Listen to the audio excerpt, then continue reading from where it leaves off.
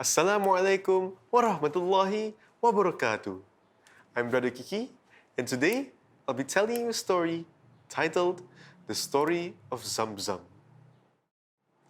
One dark night in his quiet home, the Prophet Ibrahim alayhi salam had a dream. In the dream, Allah spoke to him. Allah told the Prophet to leave his land. The Prophet, his wife Hajar, and his son, the Prophet Ismail alayhi salam, then had to make their way to the distant deserts of Arabia. By morning, the camels were packed and ready. The little family started their journey away from home. They traveled for many days. The three climbed high rocky mountains. They crossed deep, glittering valleys.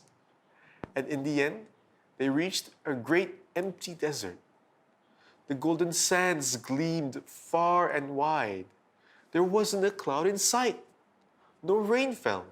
No trees gave shade. It was just the three of them in the hot, drying sun. Soon, everybody was thirsty, but there was nothing anybody could do about it. After a while, the family reached a little valley. The camels slowed to a stop. "You stay here, Hajar," the Prophet said. "Keep Ismail with you. I have to go." The Prophet turned away and disappeared into the distance. Hajar and Ismail were left all alone. Then the baby started to cry. He was too thirsty. Hajar put the Prophet Ismail on the ground and hurriedly looked for water. She turned over stones, running in the heat of the sun. She ran across the sandy dunes between the hills of Safa and Marwa. But it was no use. There was no water anywhere. Hajar tried and tried again. Soon, she was scared for her son. What would happen to him now? Suddenly, a sharp cry ran through the desert. It could only have been her baby boy. Hajar ran as fast as she could. What had happened to her son? She started to fear the worst. When Hajar got to him, she saw something strange. The Prophet Ismail had kicked a hole in the sand.